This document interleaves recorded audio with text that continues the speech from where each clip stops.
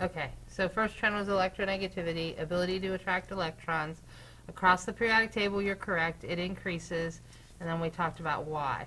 Any questions on that why? Does that make sense?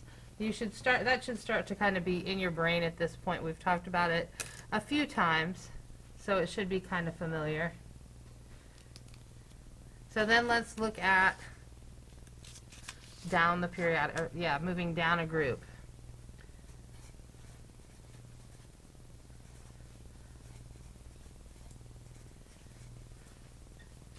And we want to know the trend, and we want to know the why.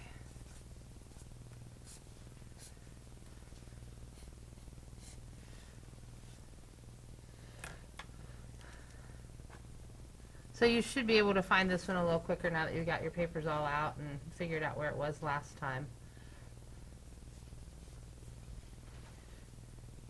When you have the trend for moving down a group, stand up.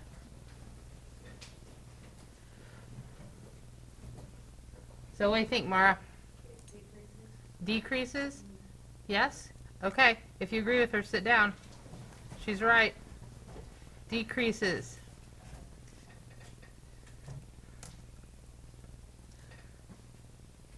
There's really one reason for this.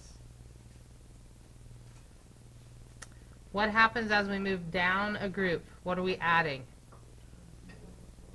What? More electrons. And one more thing.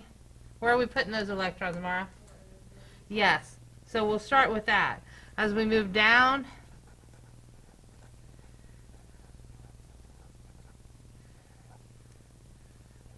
we add energy levels. And that means that our outer shell electrons are farther from the nucleus.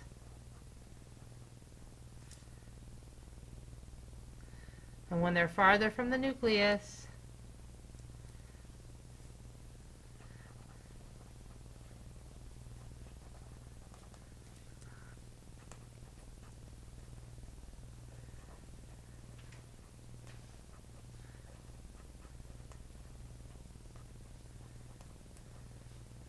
in a simple way, and we're not going to get really big into it, but as I move away from the nucleus, those electrons out there in those outer energy levels are not as good as attracting the electrons as the smaller ones are.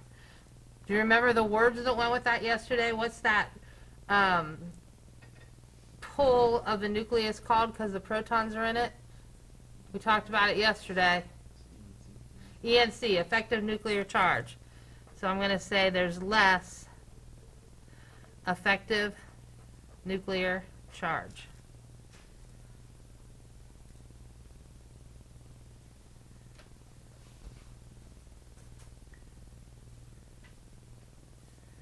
Okay, any questions on that one?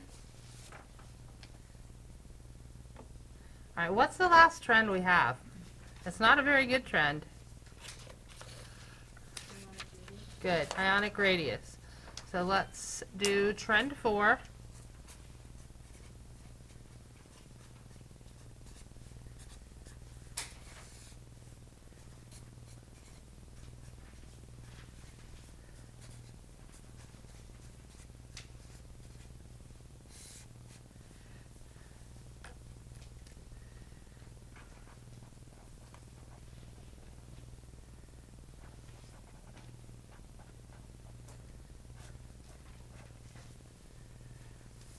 Okay, so this one was the one that was really weird, and there was some stuff going on in the middle where the straws were way lower than the stuff on either side. And so as I moved from group to group, I said to you, tell me, in general, bless you, what happens as I move across the table? I said, look at the big picture. We're going to talk about the stuff in the middle. What's the big picture? When I went from one side to the other. If I looked at group 1 compared to group 17, what happened? Did you write that down? Okay, when you got it, stand up.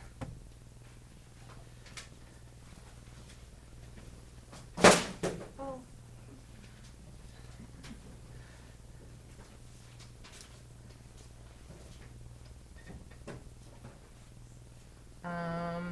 Kirsten, what did you have? I said increases.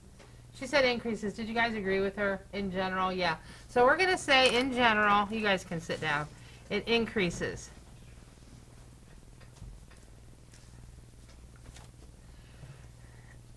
As to the why, we're going to leave that for a minute. And let's look at down.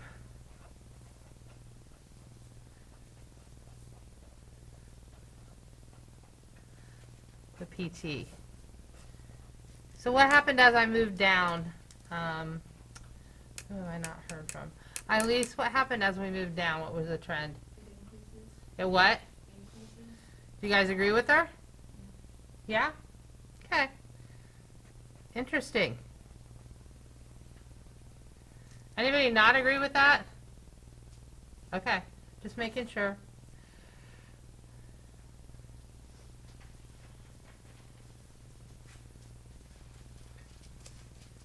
Okay. So I'm going to leave this Y and I'm going to go to a different sheet of paper. We're going to talk about some things and then we'll come back in and we'll fill a little bit of that in.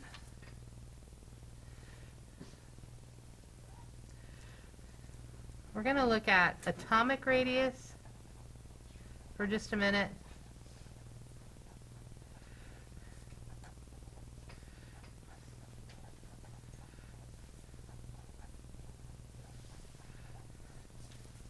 Versus ionic radius. And I'm going to divide this like this, and we're going to get together with our lab partner or someone, because we have a lot of people absent today. And we're going to look at group 1 and 2, and then we're going to hop over and we're going to look at group 16 and 17. And I want you to pick 2 elements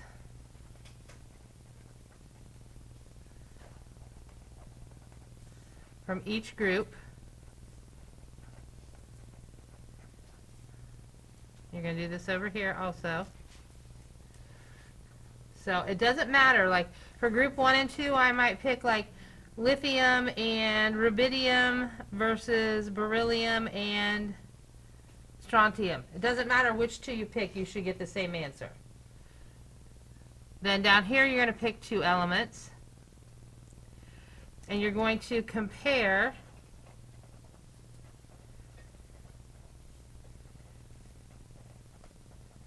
in terms of atomic radius to ionic radius. You're going to do that with both sets of groups. So get together with your lab partner or some partner for just a couple minutes to actually take one of the atomic radiuses and one of the ionic radiuses. Wait a minute, look at this for just a second, because I got to this yesterday in one of the classes and they messed it up a little bit. You're going to take an atomic radius and an ionic radius, and let's say you decide you're going to do lithium.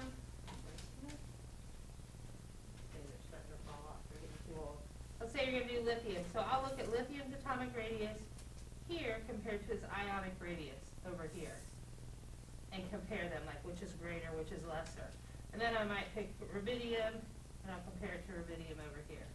Do the same thing for 2 in group 2, then hop down to group 16 and 17. Okay? All right.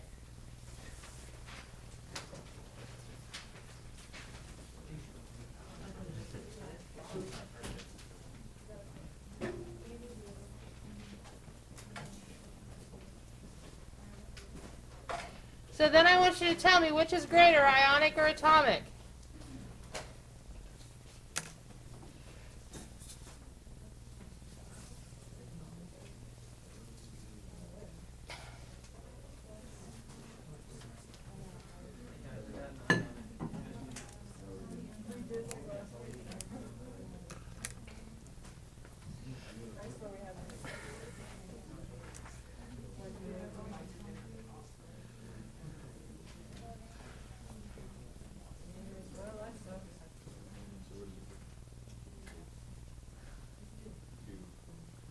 over there and see if there's one. Kirsten, you can move them around. We should have almost an equal amount. It's blue.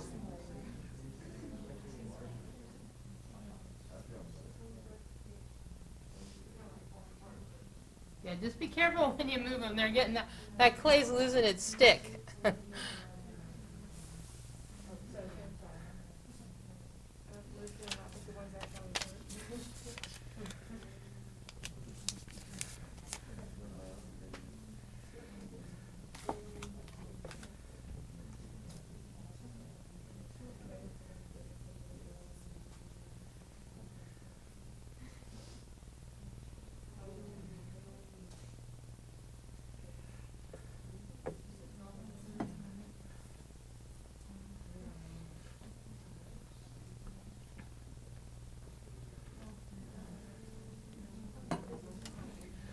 You guys, look up here for a second. Once you figure it out, I want you to write it like this. Atomic radius. And then you're either going to use greater than or less than ionic radius.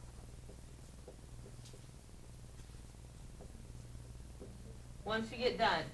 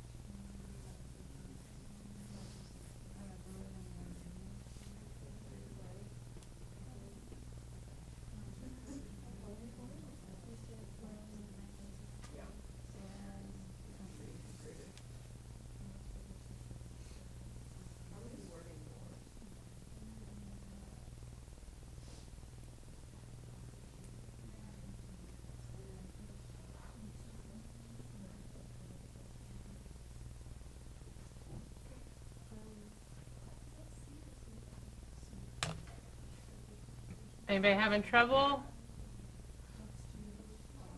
When you have it figured out, move back to your normal seat.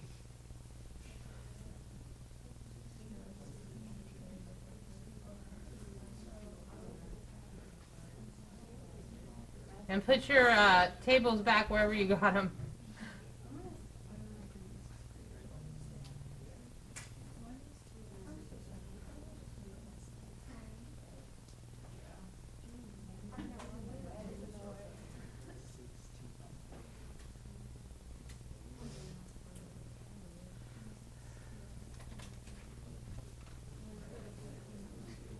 Annika, you're missing all the fun.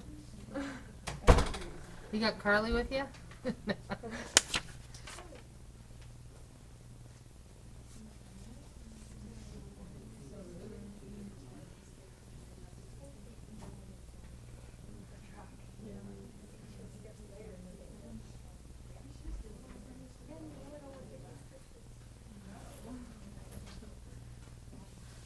Okay, you should be close to wrapping up, guys.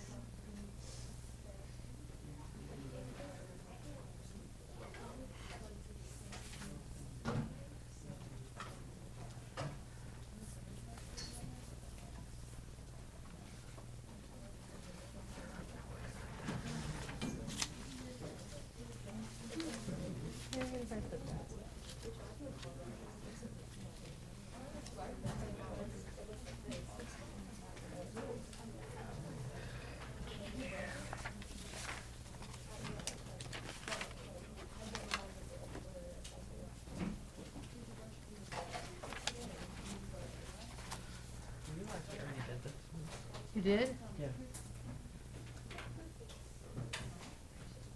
No. Yeah. Okay. No, I didn't remember that. Oh, okay. I haven't done it in fourth period, that's why.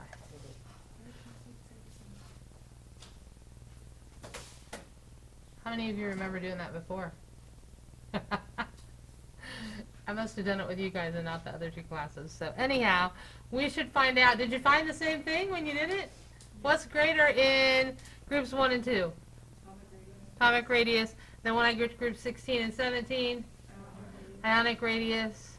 Now, what we really need to talk about, so we said, I think you should have that these guys form cations and these guys form anions. We talked about that, right? Yes or no? Okay. So I want you to think about this.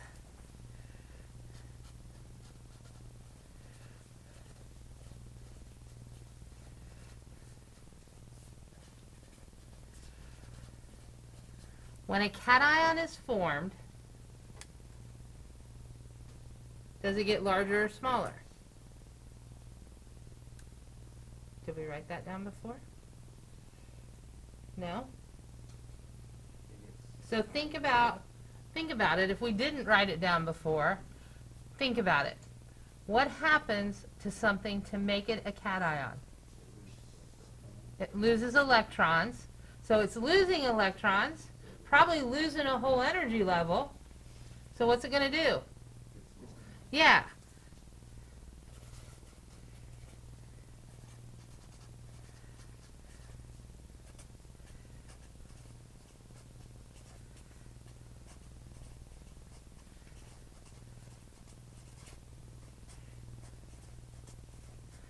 Then over here,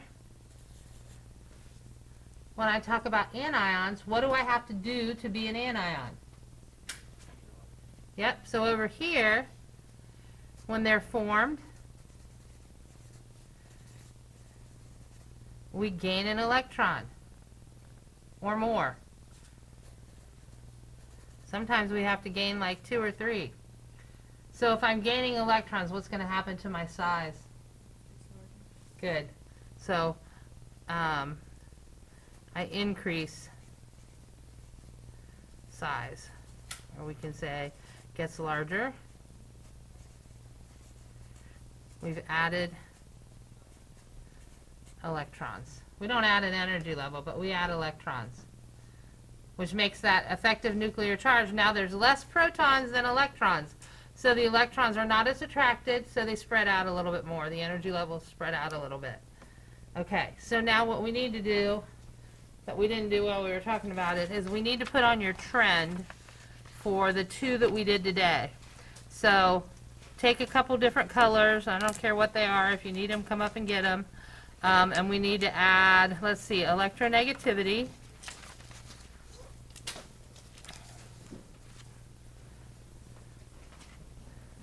I threw my table away from yesterday, so I'm just going to put these 2 on. Electronegativity and ionic radius.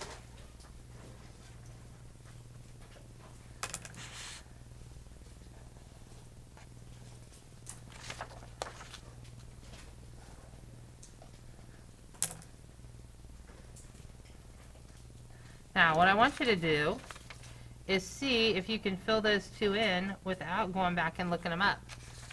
Because on Friday, you're going to have to know them. They're not going to be given to you.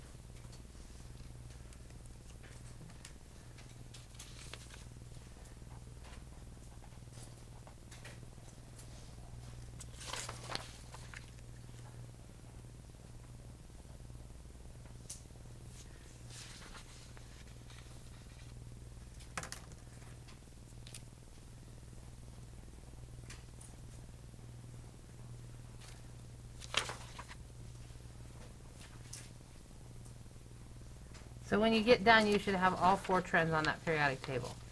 Yes? I don't on mine because I didn't keep my one from yesterday. I'll put it in the recycling.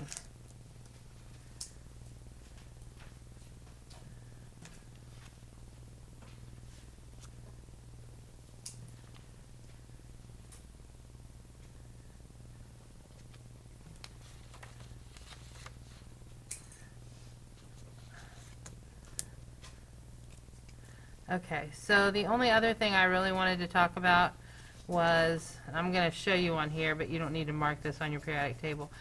On your little 3D tables that you did, you notice that we don't even have all this stuff in here, but you notice that this area from group, I'm going to put this over here, from like about group 3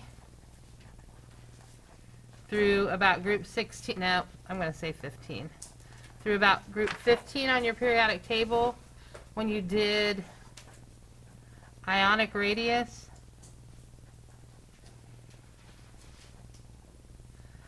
and that's where we noticed what was true about that group in the middle and their ionic radius. You only had a couple of those on there out of the 3 to 15. But what happened in that area of the table? What happened, Rowan, in the middle of the ionic radius table? Kind of went all over the place. In what way? All over the place larger, all over the place smaller?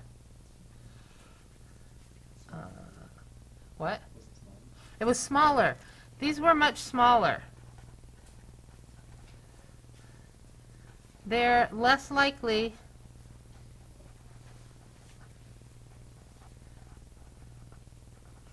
to form ions. So, and if they do,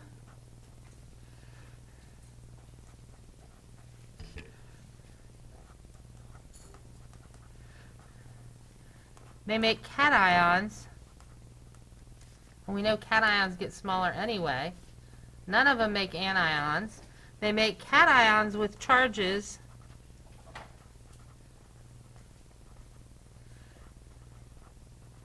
from 2 plus to 5 plus. So think about that. If you're losing 5 electrons, you're getting way smaller. So that's why that part in the middle looked so weird, because they only form cations. And a lot of the things in the middle, those metals, like copper and lead and mercury, I could go on, but I won't. They can form more than one ion. Like a lot of them form one that has a 2 plus and a 4 plus charge. We don't get into all the math of that in here, but there's all kinds of cool things that happen in the middle of the periodic table with the metals. Metals are pretty cool. Actually, the entire periodic table is pretty cool. I can see the excitement in your face about this. Okay, questions? All right, so let me give you some then.